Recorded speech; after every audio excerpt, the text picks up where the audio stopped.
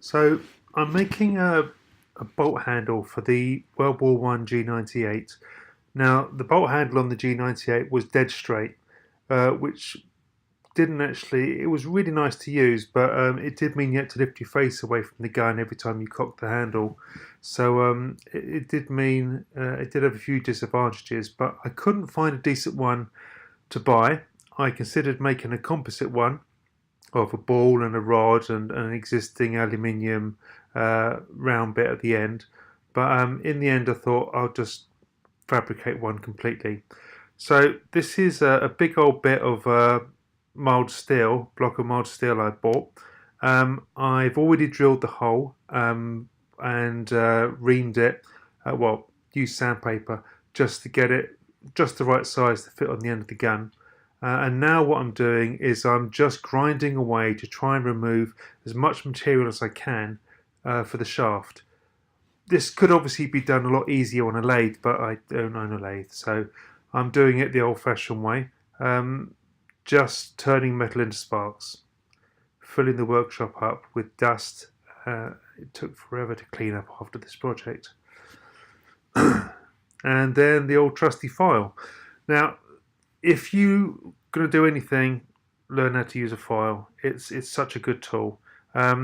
This bit here, I'm using an angle grinder. I decided that the shaft is meant to be 11mm in diameter, and it was still too thick. I had a lot of meat to take off, so angle grinder away, trying to remove as much as I can, and then tidying up the rough old coarse angle grinder with a file.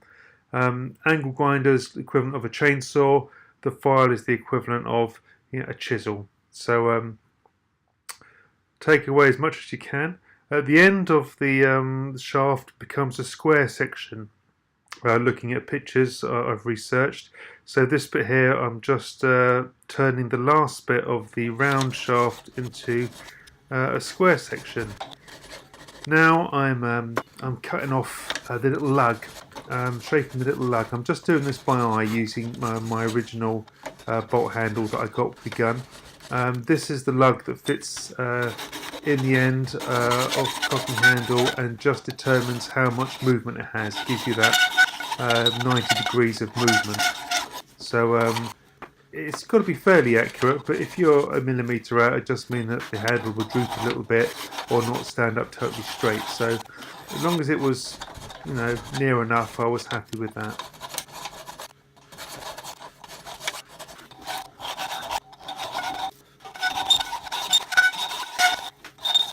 The G98 handle being dead straight, it evolved from the First World War into the Second World War as the Car 98.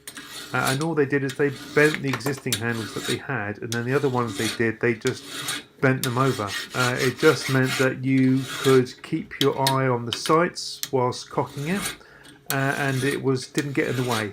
The straight bolt handle is nice to use, but it is, like walking around with a plank. It does tend to get caught on everything.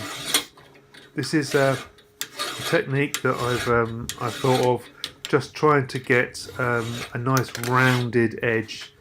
So I'm just using the file and having it kept on a nice plane by putting it through a socket set handle, which fits perfectly. And on the end is my well-abused original handle, which has been on and off my gun so many times. It's really starting to show signs of wear, but still works. And all I'm doing is I'm offering it up to the original handle just to see if I've got the dimensions right. It's quite important because it's got to fit in the end of your gun, and if it was too big, I did have to do a few more adjustments. It doesn't turn smoothly and gets stuck, so it has to be, pretty accurate there. This is the ball at the end, the most difficult bit for me.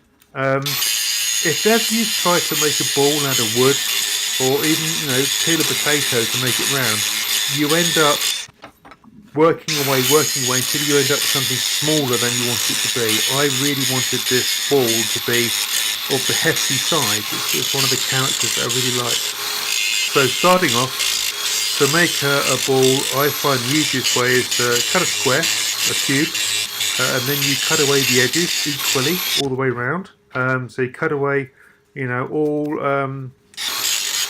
all the edges you can, leaving small squares. As long as you can keep the symmetry and keep everything as squares and the same shape, then you take away equal amounts of mass from all sides. You don't end up with too much of an oval or a pear shape or any other kind of shape that you didn't want. So again, I'm using the angle grinder, hacking away, trying to get as much of the meat off as possible. I've still left it attached to the bar because it's just an easy way of working with it. Now this is a great bit of kit. This is just a polishing mop, very cheap to get. You just get the different abrasive bars depending on what metal you've got. This is mild steel, so it's a particular kind of compound for this. And although it doesn't take away much material, it really does clean up and take away quite a bit. I did go over this beforehand, not shown on camera, with a Dremel, just to try to take away any really deep file marks or anything, because although you can take them out with a polishing mop, it takes forever. So best to get it as smooth as you can with sandpaper, emery paper, and then finish off the polishing with a polishing mop. Now, this is a fabricated handle. It's not perfect. It will do. I'm happy with it. It's solid. It's mild steel, and because it's mild steel, although it's very nice shiny hair, I did blue it after this with a chemical bluing agent, and it goes that lovely gunmetal blue. So almost, being mild steel and being polished, it went almost black. That will wear off, but as with the normal gun, you just touch it up. So this is the gun it's going in. I had to hand carve this stock because I couldn't get a real one. So I've hand carved the stock. It's the mummy of a Car 98. So it's basically a Car 98, but it's a fair bit longer. Quite an unwieldy weapon they discovered in World War One. That's why it basically just exactly the same, but got shortened for World War Two. They took a good few inches off the end of it. So looking forward to using this one on the field. All I got to do is do all the cleaning, wax it up, put some stain on it, put some gun oil on it, a couple of bits I'm waiting for the internals just to finish off every last bit, and then hopefully I'll be able to follow up this video with some actual gameplay with it. Looking forward to that. Thank you.